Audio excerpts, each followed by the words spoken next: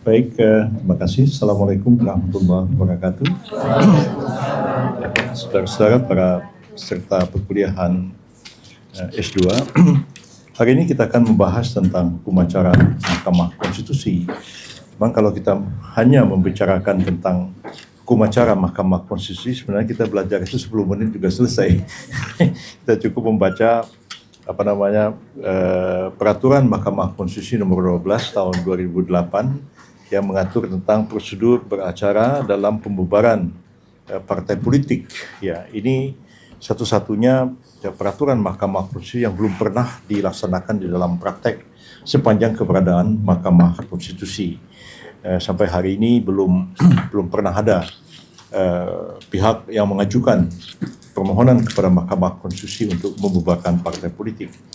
Nah, sebelum kita sampai kepada persoalan itu, tentu kita akan bertanya mengapa pembubaran partai politik itu sampai diangkat menjadi kewenangan Mahkamah Konstitusi. Nah, untuk itu kita memang harus belajar lebih dalam tentang latar belakang, sejarah, dan kemudian keterkaitan antara kedudukan partai politik itu dalam demokrasi dan dalam sistem penyelenggaraan bernegara kita sendiri. Pada intinya saya ingin menegaskan bahwa keberadaan partai politik itu adalah sesuatu yang inherent dengan demokrasi itu sendiri. Nah, satu negara itu menerapkan konsep demokrasi didasari asumsi bahwa rakyat atau masyarakat yang ada di dalam negara itu adalah bersifat majemuk, tidak homogen, tidak monolitik. Kalau homogen monolitik nanti hanya bikin satu partai. Seperti negara-negara komunis hanya ada satu partai, dan sesuai dengan filsafat Marxisme bahwa masyarakat itu memang dianggap hanya satu model aja, seragam aja begitu, karena hanya di dalam sistem diktator yang ada yang hanya membolehkan berdirinya satu partai politik. Nah, kita ini sebelum kita merdeka pun masih di bawah penjajahan Hindia Belanda. Di dalam Indische Staatregeling itu semacam undang-undang dasarnya Hindia Belanda. Hindia Belanda itu semacam semi negara, itu negara seberang lautan istilahnya, itu negeri seberang lautan, dan itu dia punya konstitusi sendiri namanya IS atau Indische Staatregeling. Jadi peraturan dasar tentang kenegaraan Hindia Belanda yang pada tahun 1916 sudah mulai mengintrodusir pengakuan terhadap kebebasan berserikat, termasuk juga kebebasan untuk mendirikan partai-partai politik yang pada waktu itu digagas oleh Hindenburg, Gubernur Jenderal Hindia Belanda pada waktu itu, walaupun belakangan dia dikecam oleh tokoh-tokoh konservatif di negeri Belanda karena dianggap itu kesalahan Hindenburg membolehkan berdirinya partai-partai politik. Jadi ormas-ormas yang pada waktu itu ada, Serikat Islam misalnya, terus berubah menjadi partai politik sejak tahun 1916 itu, dari Serikat Islam kemudian menjadi Partai Serikat Islam, komunis juga bikin partai komunis. Jadi bibit-bibit keberadaan partai politik walaupun masih dalam status terjajah itu sudah diatur di dalam amandemen dari Indische Staatregeling pada tahun 1916, dan pada waktu itu disambut gegap gempita oleh banyak tokoh pejuang bangsa kita. Dan ada tulisan panjang dari Haji Agus Salim yang tentang kemerdekaan berkumpul berdasarkan Indische Staatregeling. Agus Salim itu salah satu tokoh cendekiawan dan pemimpin politik yang besar dalam sejarah perjuangan kemerdekaan kita. Nah, oleh karena pada tahun 45 ketika kita menyusun Undang-Undang Dasar yang akan dijadikan Undang-Undang Dasar Indonesia Merdeka yang kita sebut dengan UUD 45 sekarang ini, itu tegas mengatakan bahwa negara Republik Indonesia itu adalah sebuah negara demokrasi karena kedaulatan yang dianut adalah berdasarkan kedaulatan rakyat. Apalagi memang kenyataannya memang masyarakat Indonesia ini atau Hindia Belanda pada waktu itu adalah masyarakat yang majemuk, bahkan boleh dikatakan masyarakat yang paling majemuk di dunia ini. Ya. Saudara bisa bayangkan andai kata kita dulu tidak menjadikan bahasa Melayu sebagai bahasa Indonesia, bagaimana ceritanya misalnya orang Aceh kawin sama orang Madura. Terus bagaimana dia mau ngomong apa di rumahnya itu, pakai bahasa apa? Ya, itu aja sudah menjadi satu masalah besar. Ya. Dan untung juga kalau kita pelajari sejarah, mengapa bangsa kita itu memilih bahasa Indonesia, bahasa Melayu modern sebagai bahasa Indonesia, padahal kalau secara mayoritas sebenarnya mestinya bahasa Jawa yang diangkat menjadi bahasa Indonesia. Tapi waktu saya studi tentang Pakistan juga lebih sulit mereka menghadapi problema bahasa. Ya. Kita tahu Pakistan itu waktu Inggris itu menjajah Hindia tahun 47, Inggris itu berniat mau memberikan kemerdekaan kepada British India pada waktu itu. Tapi orang-orang Islam di sana sangat khawatir. Ya. Kalau katanya India merdeka, nanti lepas penjajahan Inggris atas India akan muncul penjajahan Hindu terhadap umat Islam.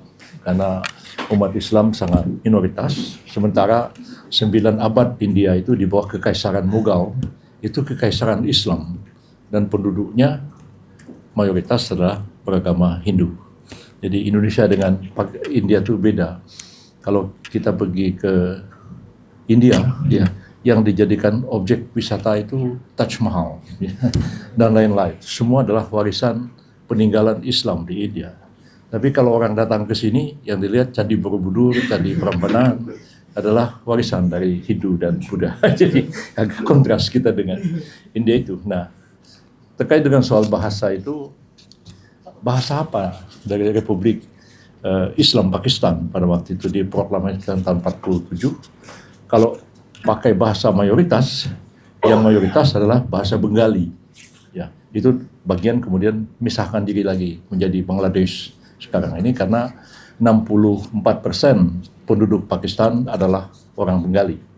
Jadi ada suku Sindhi, ada suku Balochistan, ada suku Punjabi dan lain-lain, itu bahasanya sendiri-sendiri. Tapi mereka akhirnya nggak pakai bahasa itu semua. Mereka menggunakan bahasa Urdu, yang Ali Jinnah sendiri, yang bapak pendiri Pakistan, itu sama sekali tidak mengerti bahasa Urdu. Dia pidato pakai bahasa Inggris di mana-mana, yang tidak dimengerti oleh rakyatnya sendiri. Itu yang terjadi. Jadi memang sulit bahasa, kita pilih bahasa ini. Kita ini paling majemuk begini, ya syukur aja kita ini bisa bersatu sebagai sebuah bangsa, dan itu merupakan sebuah keajaiban dunia juga, ya. Bagaimana berbeda-beda sukunya ini kok bisa kemudian membentuk sebuah nation, ya, bukan karena latar belakang etnik, tapi mungkin juga karena latar belakang kultural, ya, mungkin persamaan bahasa, kata George Macunan Kahin gitu, karena bahasa Melayu menjadi lingua franca, karena agama Islam yang dianut mayoritas suku-suku di Indonesia, lalu kemudian karena ada persamaan nasib karena dijajah oleh orang Belanda sekian lama, lalu timbul semangat untuk bersatu. Sebenarnya konsepnya bukan etnik, tapi konsep sejarah dan konsep budaya. Nah, sebab itulah sebelum kemerdekaan pun kita itu sudah beda-beda. Ya, Soekarno pada tahun 24 menulis artikel yang sangat terkenal, mungkin saudara bisa baca itu di bawah bendera revolusi pada jilid pertama, judulnya itu Nasionalisme, Islamisme, dan Marxisme. Jadi Soekarno ingin mengkonstatir bahwa gerakan-gerakan perjuangan kemerdekaan itu ada 3 kelompok.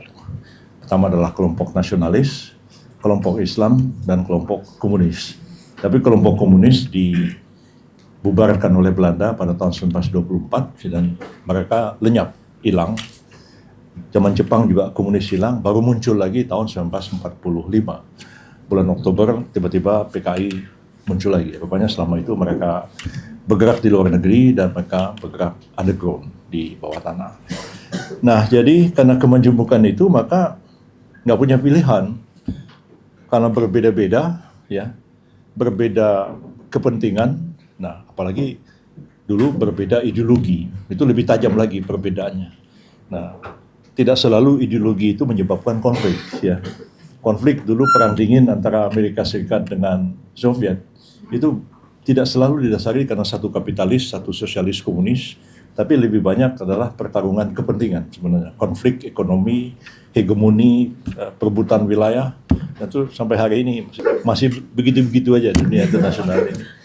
Nah, jadi karena itu kita diberikan kebebasan untuk mendirikan partai-partai politik ya, supaya orang-orang yang punya pemikiran yang sama, ideologi yang sama, cita-cita yang sama, dia dapat berhimpun di dalam partai-partai itu.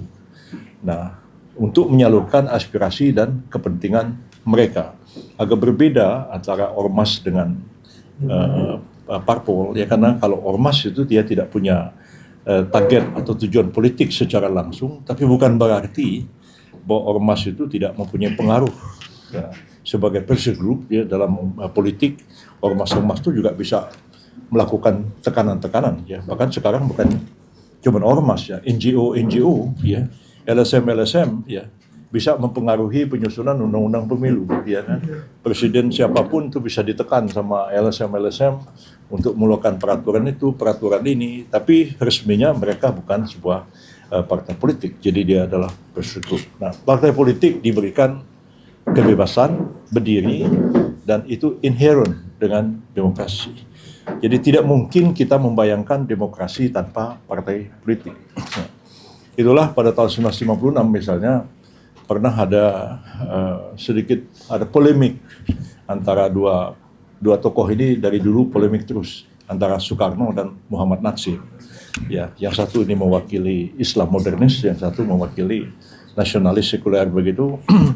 Tahun 56 itu Bung Karno punya gagasan, dia udah capek. Nah, ini aspek kelemahan partai. Ya. Jadi tahu itu partai itu banyak sekali jatuh bangun pemerintahan, lalu Bung Karno bosan lihat demokrasi kayak begini. Lalu kata dia, dikemukakanlah sebuah pidato namanya Konsepsi Presiden tahun 21 Februari 1996 tentang pembubaran partai-partai politik. Ya, Bung Karno mengatakan, ayo ketua-ketua partai datang ke Jakarta, kita beramai-ramai, ayo kita kuburkan partai-partai politik, dan kita akan membangun demokrasi baru, bukan demokrasi liberal, tapi namanya demokrasi terpimpin. Demokrasi made leadership, jadi demokrasi terpimpin. Orang tuh tanya-tanya, demokrasi terpimpin itu apa? Ya, ya. Nah, apa ini demokrasi? Barang apa? Apalagi pakai bahasa Belanda, demokrasi made leadership, jadi demokrasi terpimpin. Nah, pada waktu itu Natsir yang membantah Soekarno. Inti argumen Natsir mengatakan di dunia ini tidak ada demokrasi barat ataupun demokrasi timur, ataupun demokrasi kapitalis, ataupun liberal, ataupun sosialis. Yang ada di dunia ini, kata Natsir, hanyalah demokrasi atau bukan demokrasi. Itu mulai dia berdebat lagi dua orang ini. Lalu kata Natsir, ada kata semua partai-partai politik dikuburkan, maka yang tegak berdiri di atas kuburan itu adalah seonggok batu nisan, dan tidak lain tidak bukan adalah batu nisan kediktatoran. Dan itu mulai negara kita terlibat dalam suatu debat politik panjang. Ya, Soekarno paksakan demokrasi terpimpin, ya, konstituante dibubarkan, UUD 45 diberlakukan kembali melalui dekret Presiden 5 Juli 59. Nah, Natsir dan kawan-kawan mereka menyingkir ke Sumatera dan mendirikan pemerintah tandingan, namanya Pemerintah Revolusioner Republik Indonesia, PRRI, dan bergabung dengan Permesta di Sulawesi. Itu terjadi dalam sejarah betapa politik, konsep tentang demokrasi itu, partai politik itu menimbulkan konflik kemudian antara para pemimpin. Ya, waktu saya interview Pak Natsir, saya tanya, Pak Natsir ini kan pembela gigih demokrasi, tapi ujung-ujung Pak Natsir angkat senjata memberontak juga. Bagaimana ceritanya? Dan dia memberikan banyak sekali penjelasan. Nantilah kapan-kapan kita membahas persoalan ini ya. Nah, tapi intinya saya ingin mengatakan bahwa partai-partai politik adalah bagian integral atau inherent dari demokrasi itu sendiri. Nah, kalau partai itu mungkin itu udah kuliah politik, ada sistem kepartaian, multi party system, one dominant party system, macam-macam, itu kuliah politik lah, bukan kuliahnya HTM. Jadi pada waktu kita menyusun UUD 45, memang tidak eksplisit, satu kata pun tidak ada kata partai politik di dalam UUD 45 yang disahkan 18 Agustus tahun 45 itu. Hanya pasal 28, pasal 1 bicara kedaulatan, bicara DPR, MPR, tapi kemudian pasal 28 berbicara tentang kemerdekaan berserikat dan berkumpul, menyatakan pendapat, lisan dan tulisan dan sebagainya. tapi tidak satu kata pun bicara tentang partai politik. Lalu bagaimana prakteknya? Nah, prakteknya seringkali kita salah kaprah membaca teks sejarah. Ya. Sebanyak-banyak buku menulis tentang sejarah politik Indonesia selalu mengatakan partai-partai politik berdiri karena maklumat tanggal 3 November tahun 1945 yang dikeluarkan oleh Wakil Presiden Muhammad Hatta. Tapi saya membantah pendapat itu karena faktanya ya partai-partai politik sudah berdiri sebelum keluarnya maklumat tanggal 3 November tahun 1945 itu. Kenapa maklumat itu dikeluarkan oleh Bung Hatta? Sebab tanggal 18 Agustus 19 Agustus 45. 18 itu kan pengesahan UUD 45 kan.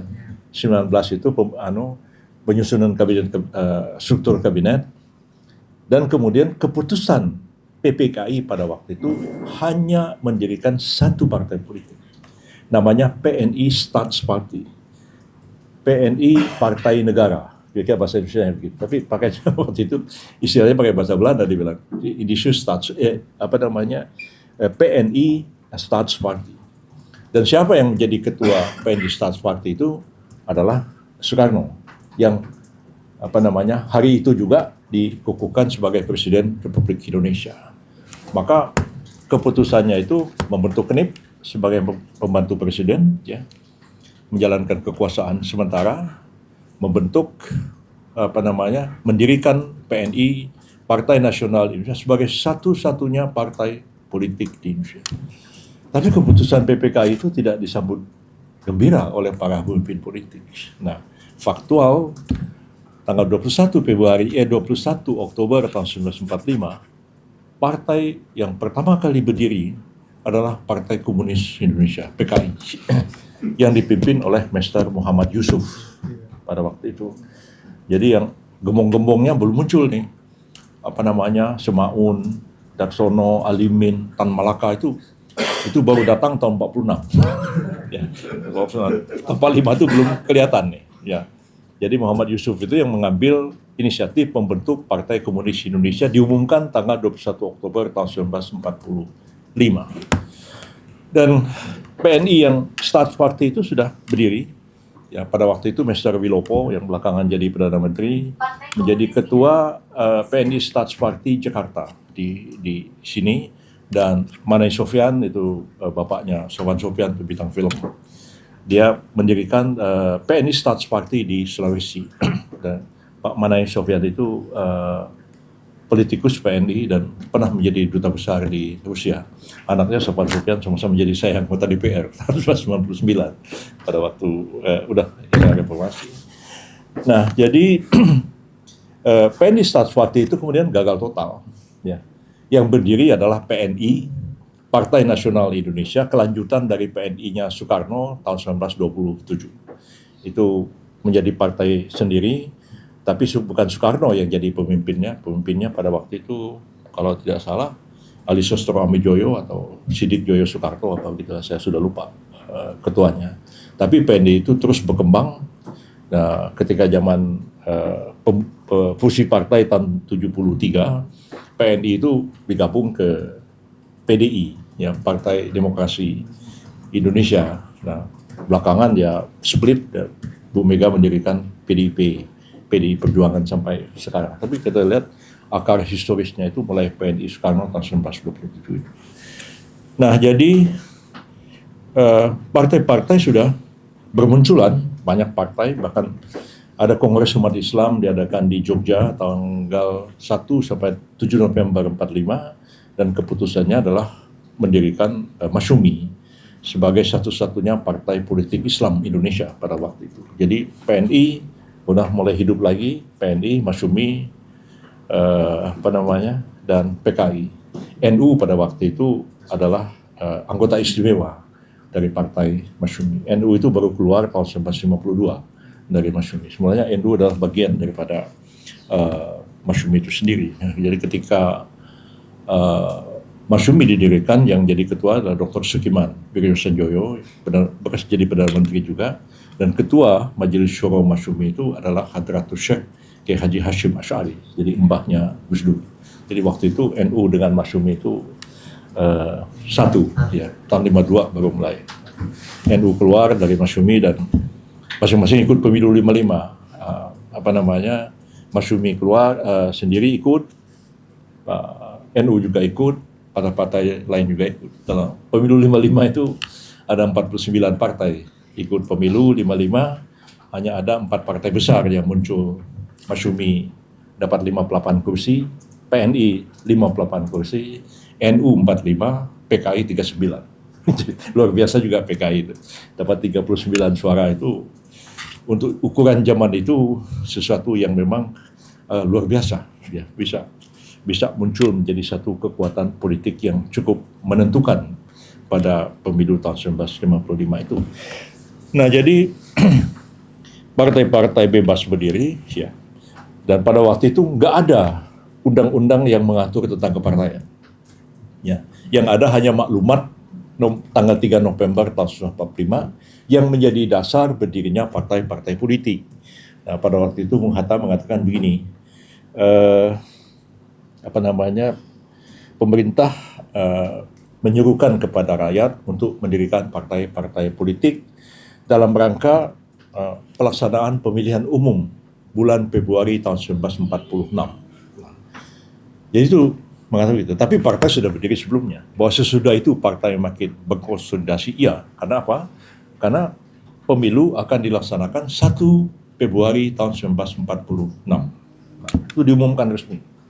Ya, semangatlah orang kan untuk pemilu, maka mendirikan partai-partai. Kenapa pemilu tahun 46? Nah, karena kaitannya dengan aturan peralihan, aturan tambahan UUD 45 yang lama yang mengatakan dalam 6 bulan sesudah berakhirnya Perang Asia Timur Raya, maka Presiden Republik Indonesia menyelenggarakan segala sesuatunya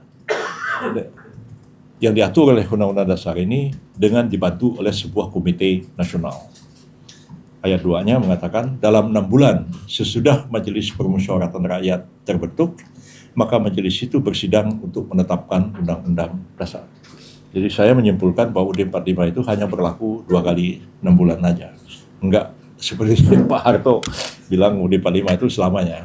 Waktu itu banyak kiai-kiai marah katanya. UUD 45 itu nggak boleh dirubah. Zaman Pak Harto kan begitu. Nggak boleh. Ya. Bahkan siapa mau rubah, anggota DPR itu kan Pak Harto bilang ada 900 waktu itu. Nah, kalau untuk sidang kan 2/3, 600. Nanti kalau mau UUD 45 saya culik 1 orang aja kata Pak Harto. Itu pidatonya di Cijantung dan di di Pekanbaru. Tapi itu pidatonya tahun 80. Jadi bukan saya yang nulis pidatonya Pak Harto itu. Saya baru nulis pidato Pak Harto tahun 93 sampai beliau berhenti. Tapi sebelum itu bukan saya yang nulis. Dan itu pidato Pak Harto sendiri, nggak ada teks. Nah, nggak ada. Natsir, Kasman Singodimedjo, Jenderal Nasution dan lain-lain marah dengan masa presiden mau nyulik begitu. Akhirnya mereka membuat pernyataan keprihatinan atas ucapan dan tindakan Pak Harto. Itu yang disebut dengan petisi 50. Mungkin saudara-saudara, tapi sampai hari ini ya belum ada orang membuat disertasi doktor tentang petisi 50. Itu sebenarnya suatu gerakan yang luar biasa sebenarnya. Petisi 50 itu berani mengkritisi Pak Harto dalam situasi yang sangat mencekam. Mereka dipersulit, dilarang pergi ke luar negeri, dicekal, termasuk Ali Sadikin dan lain-lain. Saya hampir-hampir aja tuh teken. Jadi waktu itu saya masih muda ya, umur berapa? Tahun 80 itu baru umur 30 tahun. Jadi pada waktu itu datanglah Hugeng sama Pak Hugeng yang polisi itu sama Ali Sadikin. Jadi datang ke rumah Profesor H.M. Rashidi yang guru besar kita di sini di Jalan Diponegoro situ rumahnya. Di situ ada Pak Muhammad Natsir, ada Syafruddin Prawira Negara, ada Burhanuddin Harahap, ada Kasman Singodimedjo. 2 orang ini saya pun ada di situ waktu itu dan beberapa teman-teman muda-muda. Jadi kata Pak Ali Sadikin, ini kita mau teken petisi 50. Petisi nggak ada bilang 50, nggak ada. Bilang belakangan busur, karena yang teken 50 orang. Saya udah mau teken aja, tapi waktu itu Pak Nasir bilang, Saudara Yusril jangan ikut teken. Yang teken cukup saya, Safruddin, Burhanuddin Harahap, Kasman Singgodimejo. Yang lain-lain Pak Rasidi dan lain jangan teken. Jadi setelah diteken, terus saya tanya, kenapa kami nggak teken Pak? Ini katanya, ini yang kami tulis ini nanti saudara akan lihat ini bikin geger, dia bilang. Kami ini mungkin akan masuk dalam jurang. Nah, justru ada di atas, nanti ulurkan tali ke bawah. Hampir saya, Yudil Heri itu ya, aktivis kita UI ikut teken. Banyak musibah terjadi akibat teken petisi 50 itu. Ya, tapi bagian daripada perjuangan kan, ya begitulah yang terjadi. Nah, jadi kembali lagi ke persoalan tadi bahwa akan dilaksanakan pemilu tahun Januari 46 ya, karena Undang-Undang 45 hanya akan diberlakukan 2 kali 6 bulan. Jadi 6 bulan MPR sudah harus terbentuk, ya. 6 bulan setelah itu MPR sudah menetapkan UUD 45 untuk Undang-Undang Dasar yang baru untuk mengganti UUD 45 itu. Nah, tapi ya perang kemerdekaan kemudian berkecamuk ya. Pemerintah juga terpaksa pindah ke Jogja, jadi tidak jadi menyelenggarakan pemilu tahun 55 itu, tahun 46 itu, dan kita sejarah negara kita panjang sekali dari tahun 45 sampai dengan tahun 1955, barulah pada tahun 1955 itu untuk pertama kalinya kita menyelenggarakan pemilu di bawah Undang-Undang Dasar sementara tahun 1950. Pada waktu itu saya menginterview tokoh yang menyelenggarakan pemilu itu, namanya Burhanuddin Harahap, orang Mandailing ya. Pada waktu itu dia jadi Perdana Menteri, masih bujangan, umurnya 31 tahun.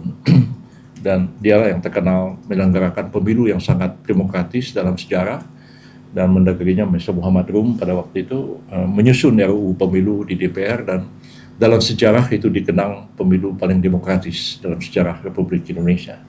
Padahal pada waktu itu tuh bayangkan belum ada TV, belum ada apa ya, orang menyelenggarakan pemilu luar biasa. Jadi negara kita yang begini besar ya, pemilunya proporsional. Nah, pengalaman saya berapa kali menyelenggarakan pemilu.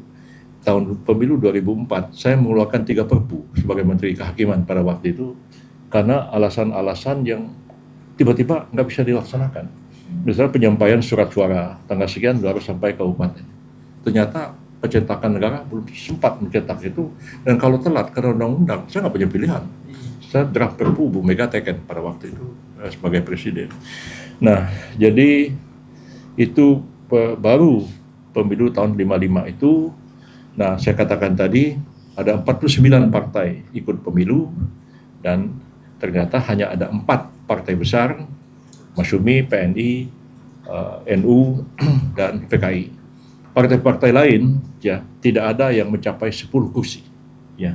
Termasuk misalnya Partai Sosialis Indonesia, PSI-nya Sultan Syahrir, yang dianggap sebagai partai cukup besar dan berpengaruh pada zamannya, ternyata hanya dapat 8 kursi.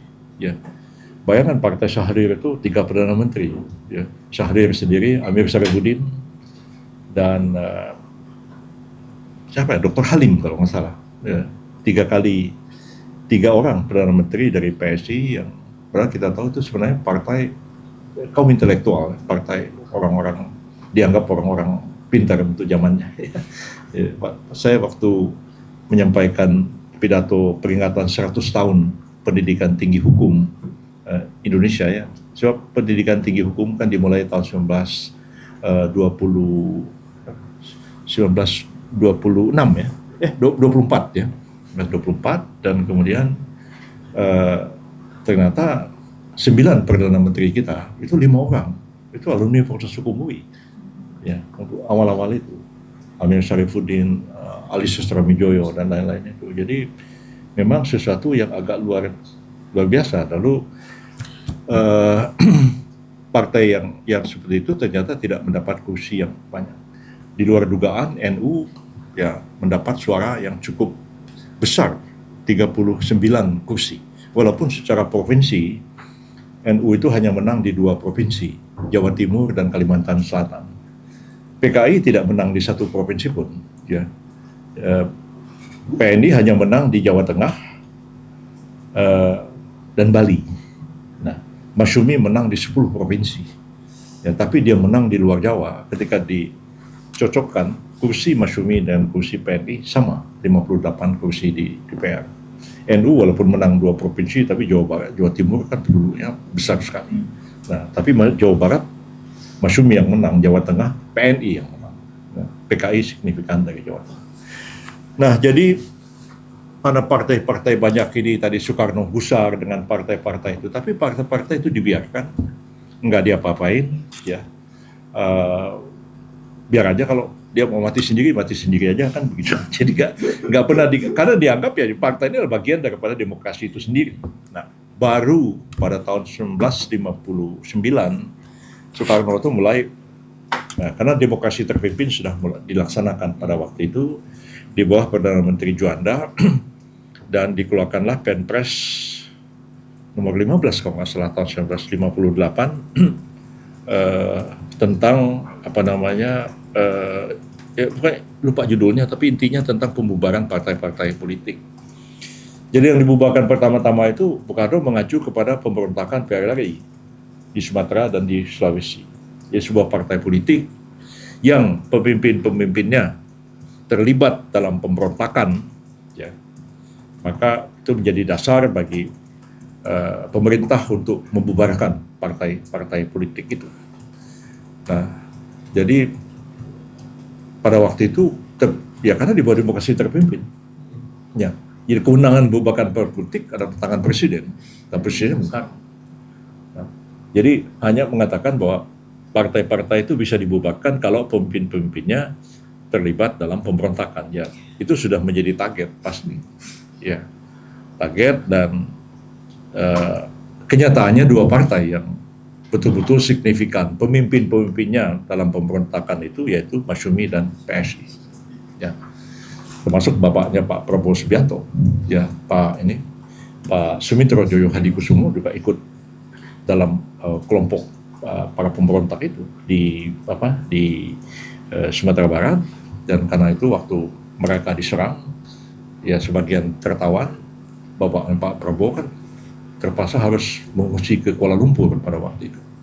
Pada waktu itu Malaysia mulai merdeka tahun 1957 dan dia banyak perlu orang untuk zaman itu ya siapa aja pergi ke Malaysia kalau pintar bisa diangkat jadi menteri langsung. Ya kan baru merdeka ya dia butuh orang Melayu waktu zaman itu sekolah SD aja masih nggak jelas, menulis masih pakai huruf Jawi begitu, jadi masih agak bingung kan. Nah, bapaknya Pak Prabowo ke sana dan PSI termasuk juga guru saya Profesor Sultan Takdir Ali Syabana, penyair itu ahli bahasa kita juga ikut memberontak. Nah, tapi yang signifikan memang 3 tokoh dari Masyumi, yaitu Natsir, Syafruddin Prawira Negara, dan Burhanuddin Harahap. Tiga-tiganya bekas Perdana Menteri Indonesia, terus bergabung dengan kelompok pemberontak kan jadi ngeri-ngeri juga kan. Dan sebenarnya mereka bukan gerakan separatis, mereka hanya oposisi menentang demokrasi terpimpin dan menentang orang-orang komunis yang pada waktu itu sudah diberikan kesempatan masuk dalam pemerintahan. Jadi ini masalah ideologi. Jadi pemilu 55 itu seperti kita bilang tadi, yang 4 partai besar kan menang, suaranya signifikan, Masyumi, PNI, NU, PKI. Bung Karno itu ingin supaya kabinet yang dibentuk itu terdiri atas koalisi 4 partai ini. Ya, makanya Bung Karno bilang kabinet kaki 4. Jadi kaki 4 itu kaki yang satu Masyumi, PKI, NU, PNI, NU, Masyumi, PKI, NU, itulah. Nah, tapi PNI mau gabung sama PKI, ya karena waktu itu PNI dipimpin orang-orang yang agak condong ke kiri, terutama adalah Ali Sustro Amijoyo dan sekjen PKI-nya itu Surahman namanya. Makanya sering diolok-olok namanya PNI ASU katanya. ASU itu kalau bahasa Jawa anjing katanya kan. ASU itu sebenarnya singkatan Ali Surahman. Ya, pada waktu Pak Harto mulai berkuasa Orde Baru, PNI ASU itu dibubarin semua. Ya, dibubarin karena dianggap itu sayap PNI yang kiri, yang lebih ke dekat kerjasama dengan PKI. Nah, tapi tiap kali disodorkan nama orang PKI, selalu ditolak oleh Masyumi sama NU. NU sama Masyumi katakan kalau PKI masuk kabinet, NU Masyumi akan ada di luar. Dan kalau dua partai Islam ada di luar, pemerintah nggak bakal stabil juga. Akhirnya dipaksalah dibentuk kabinet, nama itu kabinet Ali Rum Idham. Jadi Ali Susramijoyo Perdana Menterinya, wakilnya adalah Muhammad Rum, dan wakilnya lagi adalah Kiai Haji Idham Halid dari NU. Maka ada kabinet Ali Rum Idham. Tapi Soekarno sudah kecewa. Dia bilang nih kabinet kakinya ibarat kuda, katanya. Kakinya cuma 3, jadi nggak bisa lari, kata Bung Karno. Jangankan jalan, jangankan lari, jalan aja udah sempoyongan begitu. Dan ya memang kenyataannya kabinet Ali Susramijoyo ya tidak terlalu lama hasil pemilu 55 itu, dan itu apalagi Masyumi waktu itu menyatakan mosi tidak percaya kepada kabinet Ali Susramijoyo. Kabinet terpaksa harus bubar dan Bung Karno udah kehilangan kesabaran, dan karena itu dia menunjuk Insinyur Juanda Kartawinata sebagai Perdana Menteri. Juanda itu bukan orang partai, dia teknokrat. Ya. Dibentuk oleh Soekarno namanya Kabinet Darurat Ekstra Parlementer di luar parlemen. Padahal parlemennya hasil pemilu, nah kan? Perdana Menteri kan harus dilantik mencerminkan kekuatan parlemen. Juanda ini bukan orang partai, makanya dibentuk Kabinet Darurat Ekstra Parlementer. Dan ketika Juanda bentuk kabinet, orang-orang kiri mulai masuk ke dalam pemerintahan. Dan masuk Insinyur Priyono pada waktu itu diangkat menjadi Menteri Pendidikan dan Kebudayaan kalau zaman sekarang ini. Itu sebenarnya orang PKI. Itu mulai tambah gawat dunia ini pada waktu itu, dan kelompok Natsir dan kawan-kawan tidak bisa terima ini. Mereka mengultimatum supaya kabinet Juanda dibubarkan dan dibentuk kabinet di bawah Perdana Menteri Hatta. Karena ditolak, maka menyingkir ke Sumatera dan membuat pemerintah tandingan di Sumatera, namanya Pemerintah Revolusioner Republik Indonesia. Nah, jadi pada waktu Bung Karno memulakan Penpres 15 tahun 1958 itu, yang menjadi target adalah partai yang berontak itu, pemimpinnya, yaitu Masyumi dan PSI. Ya, maka mereka dibubarkan pada tanggal 15 Agustus tahun 1960. Jadi membubarkan Masyumi, PSI, dengan kata-kata, dengan ini menyatakan bahwa PSI, Masyumi, dan dibubarkan, dan pembubarannya itu harus dilaksanakan oleh Masyumi dan PSI sendiri. Jika 100 hari sejak Kepres itu dikeluarkan, Masyumi dan PSI tidak membubarkan diri, maka Masyumi dan PSI akan dinyatakan sebagai partai terlarang. Nah, jadi saya sempat menginterview Pak Yunan Nasution, Sekjen Masyumi pada waktu itu. Dan bagaimana Pak Yunan? Dia bilang, kita nggak punya pilihan. Dia bilang, kalau kita tidak membubarkan diri, maka kita akan dinyatakan sebagai partai terlarang. Akhirnya di hari ke-98 dari 100 hari itu, Yunan Nasution membubarkan Masyumi. Saya waktu itu masih kecil, tapi saya melihat bapak saya menurunkan gambar Masyumi di depan rumah. Karena rumah saya itu dulu kantor cabangnya Partai Masyumi. Jadi waktu itu saya mungkin sudah umur 5 tahun, tapi saya ingat tuh bapak saya menurunkan lambang Masyumi. Nah, jadi tapi anehnya ada partai yang tokohnya juga ikut memberontak, PRRI dan lebih-lebih Permesta. Permesta itu kan basisnya di Manado, dan itu banyak orang-orang Minahasa, Pakindo yang terlibat. Di Sumatera itu ada Saladin Sarumpait, itu bapaknya Ratna Sarumpait, artis tentang film begitu ya. Bapaknya itu ketua Pakindo, ketua Partai Kristen Indonesia yang ikut memberontak di Sumatera. Tapi Partai Kristen tidak dibubarkan. Jadi inkonsisten dengan pemimpin partai yang dibuat. Mungkin dalam hitung-hitungan Soekarno ya, Partai Kristen itu nggak begitu punya pengaruh politik yang signifikan, makanya tidak dibubarin. Tapi Masyumi, PSI jelas punya pengaruh yang cukup besar. Dan sejak itulah lalu kemudian tidak lama sesudah dekret itu, Presiden juga membubarkan DPR. Nah, membubarkan DPR dan membentuk Dewan Perwakilan Rakyat sementara. Nah, dan Dewan Perwakilan Rakyat sementara itu partai politik mulai diseleksi. Mana yang akan duduk ke dalam DPR sementara itu, mana yang akan berada di luarnya. Dan itu sudah berlangsung sampai dengan awal Orde Baru. Keadaan partai itu masih seperti itu. Jadi apa namanya, menjelang pemilu tahun 1971, nah, partai yang masih tersisa pada waktu itu hanya ada 9 partai politik, dan satu kekuatan politik baru muncul pada itu Golkar. Cuman Golkar itu tidak pernah dibilang partai politik, ya. Jadi Undang-Undang Parpol tahun 75 itu bunyinya Undang-Undang Partai Politik dan Golongan Karya. Jadi Golkar itu nggak dianggap partai karena itu politiknya Pak Harto, ya. Pak Harto itu selalu mengimagekan bahwa partai politik itu jahat, ya. Ya, karena dia mendukung rejim militer.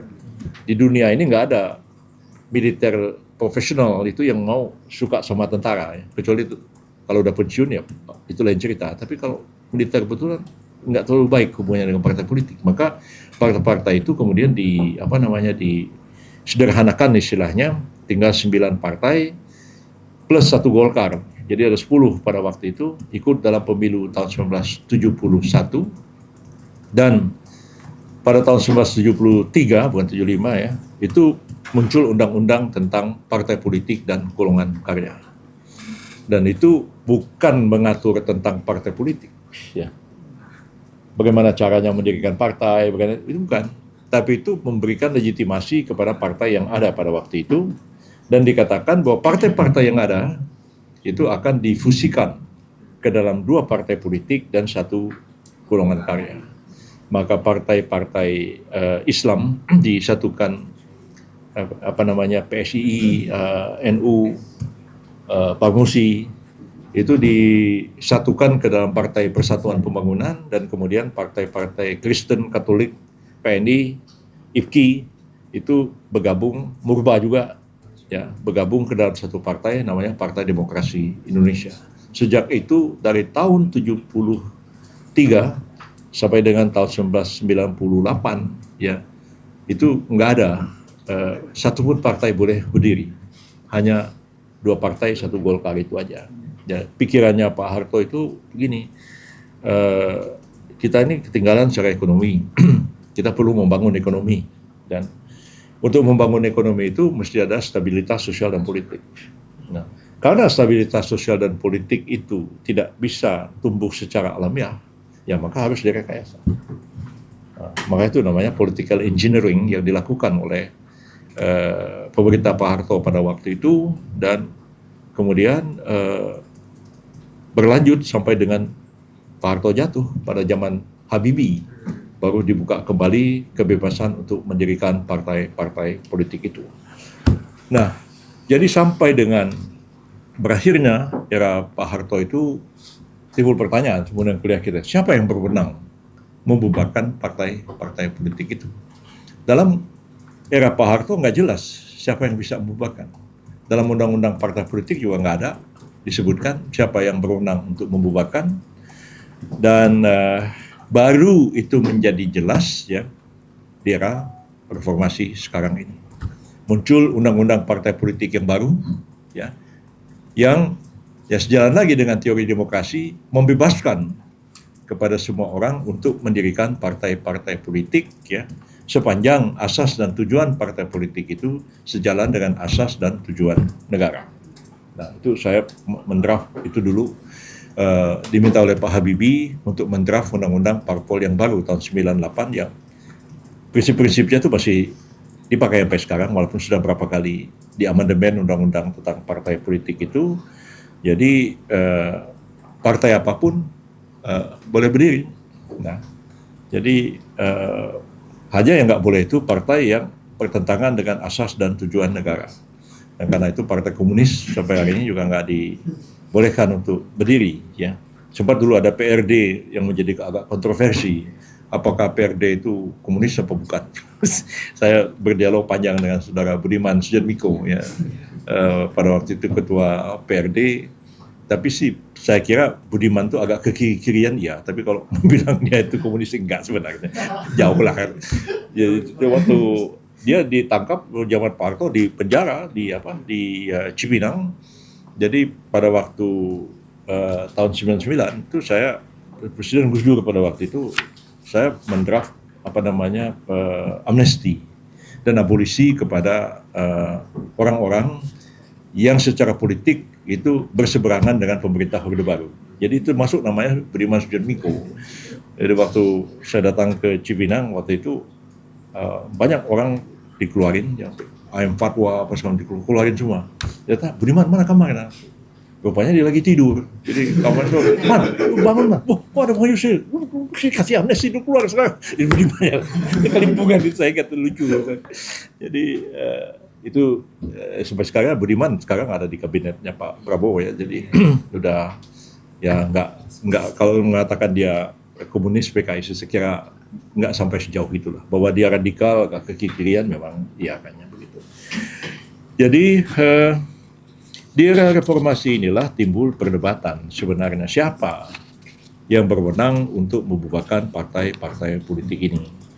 Nah, pada waktu itu kan sudah banyak pakar di bidang hukum tata negara yang studi dengan negara lain, belajar tentang Mahkamah Konstitusi, dan salah satu yang dipelajari itu adalah Mahkamah Konstitusi Jerman dan Mahkamah Konstitusi Republik Korea. Jadi dua Mahkamah Konstitusi ini memberikan dua konstitusi di Jerman dan Korea Selatan itu memberikan kewenangan pembubaran partai politik itu kepada Mahkamah Konstitusi. Nah, jadi mungkin kita dari studi itu mengadop gagasan bahwa nggak boleh pemerintah yang diberikan kewenangan untuk membubarkan partai. Nanti akan menjadi sangat subjektif, ya, karena kepentingan politiknya dia bisa bubarin partai politik yang lain. Saya lupa pada waktu peralihan dari Orde Lama ke Orde Baru, pada waktu itu Pak Harto mengambil keputusan membubarkan PKI tanggal 1 Oktober tahun 1960. 1 Oktober, lupa saya. Oh enggak, sesudah Super Semar. Jadi Pak Harto dengan modal Super Semar itu mengambil keputusan untuk membubarkan PKI. Memang sudah banyak yang menuntut PKI dibubarkan. Saya lihat di koran-koran lama ada semacam demo lah, orang kumpul yang sekarang jadi halaman, jadi Masjid Sunda Kelapa di Menteng. Waktu itu masjidnya belum ada. Jadi banyak rakyat kumpul di situ menuntut supaya PKI dibubarkan pasca G30S, tapi Bung Karno gigih tidak mau membubarkan PKI karena Bung Karno itu konsisten dengan pendiriannya tentang Nasakom, ya, Nasional Agama Komunis, ya, yang menurut keyakinan Bung Karno itu bisa dipersatukan. Dan itu tahun 24, seperti saya cerita tadi, Bung Karno sudah menulis nasionalisme, Islamisme, Marxisme yang menurut Bung Karno itu bisa bekerja sama. Tapi orang-orang politisi Islam menganggap itu tidak mungkin. Ya. Jadi ya seperti itulah terjadi, dan walaupun memang baru alasan membubarkan PKI itu pun karena alasannya PKI menjadi dalang G30S, itu kata Pak Harto. Ya. Kalau sekarang ya diperdebatkan orang betul apa enggak kan gitu ya. Kalau sekarang orang udah bebas mau nulis apa aja boleh. Kalau zaman Pak Harto dulu nggak ada yang berani, ya selalu mengatakan bahwa itu PKI itu adalah dalang G30S segala macam. Walaupun mungkin sejarah belakangan akan ditulis berbeda. Mungkin juga sekarang sudah mulai dimengerti sejauh mana keterlibatan CIA dalam mendorong terjadinya G30S, di mana posisi tentara, bagaimana tentara Amerika mensupport Pak Harto dan segala macam, itu tidak terlepas daripada pertarungan global politik pada waktu itu. Jadi Amerika punya justifikasi bahwa Soekarno tidak bisa dibiarkan. Kalau terlalu dibiarkan, maka Indonesia akan bergerak ke kiri. Jadi waktu itu kan perang dingin antara blok Barat dengan blok Timur, sementara Asia Tenggara, kan Vietnam, Laos segala macam sudah berada di bawah komunis pada waktu itu. Jadi bagaimana Soekarno itu disingkirkan dan di militer yang memang non ideologi. Jadi nggak berpikir ideologi, maka Pak Harto itu anti ideologi, jargonnya adalah pembangunan. Gitu kan? Pembangunan semua, alasannya pembangunan dulu gitu kan. Nah, makanya Pak Harto dikasih gelar Bapak Pembangunan kan gitu. Satu hari sesudah Super Semar diterima, besoknya itu Pak Harto langsung membubarkan PKI, dan itu memang disambut dengan gegap gempita oleh rakyat pada waktu itu, ya nggak seperti sekarang ya. Kalau sekarang orang mulai berpikir, nggak, mungkin nggak PKI apa begitu. Tapi zaman itu opini yang dibentuk mengatakan yang memberontak itu PKI. Dan karena itu dibubarkan, dan Pak Harto mulai menata, apalagi Pak Harto kemudian jadi pejabat presiden, mulai menata pemerintahan. Pada waktu itu bagaimana dengan partai-partai yang dibubarkan oleh Bung Karno. Nah, pada waktu itu PSI, Masyumi sama berunding, dan memang ada keinginan untuk menghidupkan kembali Partai Masyumi. Pak Harto setuju, tapi asal ketuanya jangan Muhammad Natsir. Nah, itu yang terjadi dalam sejarah. Dan diajukan Muhammad Rum, yang tokoh yang paling lunak, ya, diplomasinya luar biasa. Muhammad Rum pun ditolak oleh Pak Harto. Lalu Parmusi namanya, bukan Masyumi, dipimpin oleh Jarnawi Hadikusumo, tapi terus dikudeta sama Jelani Naro. Itu yang terjadi dalam sejarah. PSI pada waktu itu mengambil keputusan tidak akan menghidupkan kembali PSI, tapi komprominya mereka direkrut ke dalam kabinet. Ya, mulai dari Pak Sumitro sendiri, Profesor Sarbini, dan lain-lain, sehingga pada waktu itu teknokrat awal Orde Baru, kebanyakan dari fakultas ekonomi kita di sebelah ini, yang memang pada waktu itu banyak orang-orang berorientasi kepada PSI, orang yang sekolah di Berkeley, dan lain-lain sebagainya. Jadi memang PSI-nya tidak hidup, tapi tokoh-tokohnya masuk ke dalam kabinet. Masyumi tidak hidup, tapi tokoh-tokohnya malah tetap berada di luar kabinet. Jadi sampai ya berakhirnya masa pemerintahan Pak Harto zaman itu. Nah, pada waktu kita sudah reformasi, kita mengatakan supaya tidak terjadi kediktatoran, maka sebaiknya kewenangan untuk membubarkan partai politik itu bukan pada pemerintah, tetapi ada pada Mahkamah Konstitusi. Makanya kalau kita baca pasal 24C UUD 45 itu, salah satu kewenangan Mahkamah Konstitusi adalah membubarkan partai politik. Ketika kita mendraft Undang-Undang Mahkamah Konstitusi itu, saya juga nggak bikin detail-detail pada waktu itu ya, karena kejar waktu pada waktu itu, karena 15 Agustus tahun 2003 MK itu sudah harus terbentuk. Jadi saya Menteri Kehakiman waktu itu agak buru-buru mendraft Undang-Undang MK itu, tapi selesai awal Agustus, dan dilantik Pak Jimli pada waktu itu sebagai Ketua MK yang pertama, dan dicantumkan bahwa kewenangan MK itu membubarkan Mahkamah Konstitusi tidak dirinci di dalam Undang-Undang MK. Ya, lalu akhirnya Pak Mahfud MD pada waktu menjadi Ketua MK itu mulai menerbitkan Peraturan Mahkamah Konstitusi nomor 12 tahun 2008, tapi itu tentang mengatur hukum acara pembubaran partai politik. Nanti sudah bisa bacalah, itu sederhana aja peraturan MK itu. Tapi intinya adalah bahwa partai politik itu bisa dibubarkan dengan alasan hukum merujuk kepada pasal 40 dari Undang-Undang nomor 2 tahun 2008, sebagaimana telah diubah dengan Undang-Undang nomor 2 tahun 2011 tentang perubahan terhadap Undang-Undang Partai Politik. Jadi partai politik itu bisa dibubarkan apabila asas dan tujuan partai politik itu bertentangan dengan falsafah negara. Ya. Jadi kalau ada partai partai Islam boleh berdiri, tapi dia mencantumkan asas partainya adalah Pancasila sebagai satu-satunya asas dalam kehidupan bermasyarakat, berbangsa dan bernegara. Lalu dikatakan partai ini juga berasaskan Islam dan seterusnya dan seterusnya. Itu oleh Undang-Undang Parpol dibenarkan. Jadi di samping asas pokok ada asas cirinya. Itu tidak jadi masalah apapun sampai sekarang. Dan kenyataannya belum ada partai dibubarkan. Nah, jadi alasan-alasan untuk membubarkan partai politik itu, pertama dia asas dan tujuannya bertentangan dengan falsafah negara, kemudian melakukan perbuatan-perbuatan yang bertentangan dengan Undang-Undang Dasar 45, bertentangan dengan kedaulatan negara, dan kemudian dia juga mengancam kedaulatan negara, atau akibat dari perbuatannya itu akan mengancam kedaulatan negara, termasuk melakukan makar atau partai itu terlibat dalam gerakan separatisme. Dan sampai hari ini sih belum ada, ya. Dan satu-satunya partai yang pihak yang dapat mengajukan permohonan pembubaran partai politik ke Mahkamah Konstitusi adalah pemerintah. Nah, jadi ya dioper pada pemerintah. Pasal itu pernah diuji di Mahkamah Konstitusi supaya diperluas, supaya MK menafsirkan bahwa pemerintah itu bertentangan dengan UUD 45, siapapun boleh mengajukan permohonan pembubaran. Ya. Kalau mereka mengacu kepada ketentuan di Korea Selatan dan Jerman bahwa partai yang mencederai demokrasi, ya, maka itu menjadi alasan untuk membubarkan partai yang bersangkutan.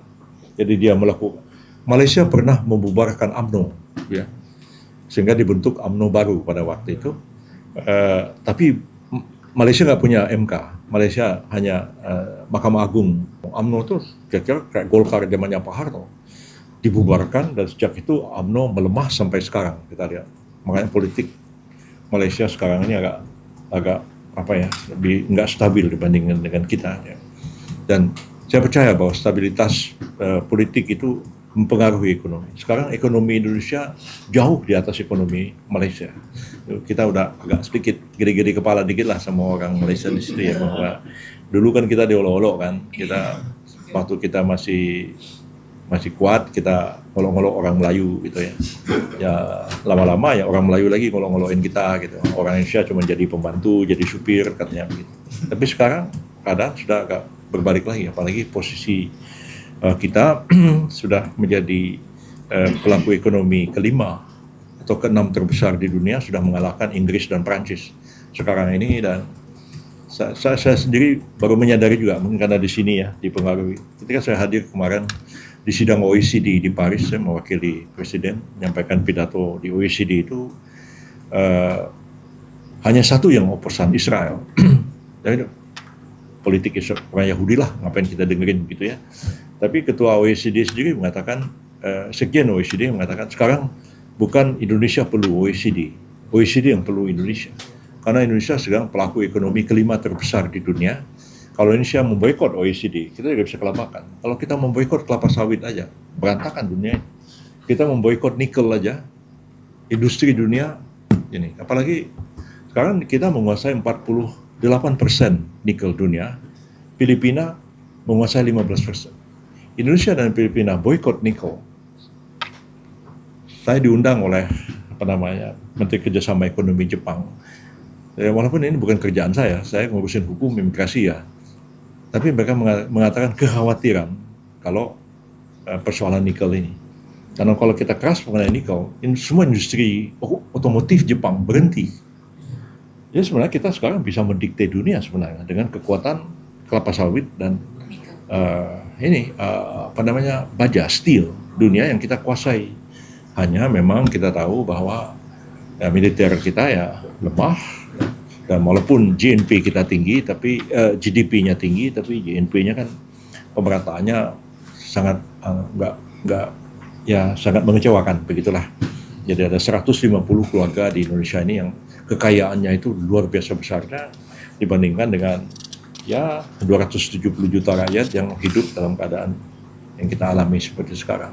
Karena itu ini pekerjaan berat kita semua untuk menyelesaikan persoalan-persoalan ini. Tapi paling tidak, ya, walaupun banyak kritik dalam negeri juga ini dilakukan, tapi ketika menghadapi perang Iran, ya, kita bisa stabil secara ekonomi dan kita tidak goncang dari segi energi.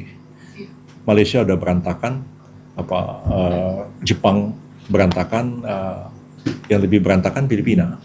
Ya, sampai orang jalan kaki karena BBM di Filipina naik 80%. Mati orang. Semua jeepney di Manila itu nggak bisa jalan. Ya, kita di sini punya ketahanan energi karena kita sejak era SBY kita melakukan hilirisasi dan kita mengkonversi ketergantungan kita kepada migas, terutama untuk power plant pembangkit listrik, batubara, ada air, ya.